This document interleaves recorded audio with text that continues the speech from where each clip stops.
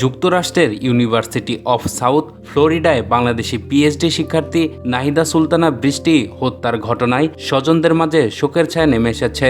10 দিন নিখোঁজ থাকার পর আজ শনিবার তার ভাই জাহিদ হাসান প্রান্ত সামাজিক যোগাযোগ মাধ্যমে দেওয়া এক পোস্টে তার মৃত্যুর তথ্য নিশ্চিত করেছেন। নাহিদা সুলতানা বৃষ্টি মাদারীপুর সদর উপজেলার খোয়াজপুর ইউনিয়নের চর গোবিন্দপুর গ্রামের জহির উদ্দিন আকন্দর মেয়ে। তার পরিবারের বসবাস ঢাকার মিরপুর পল্লবীতে হলেও গ্রামের সঙ্গে তাদের ঘনিষ্ঠ যোগাযোগ ছিল। স্বজনদের দাবি, যুক্তরাষ্ট্রে পড়াশোনার সুবাদে খুলনা বিশ্ববিদ্যালয়ের শিক্ষার্থী জামিল আহমেদ মিলনের সঙ্গে তার পরিচয় ও সুসম্পর্ক গড়ে ওঠে।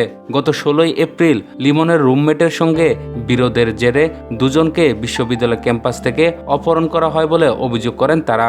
পরবর্তীতে 8 দিন পর যুক্তরাষ্ট্রের আইনশৃঙ্খলা বাহিনী লিমনের খণ্ডিত মরদেহ উদ্ধার করে।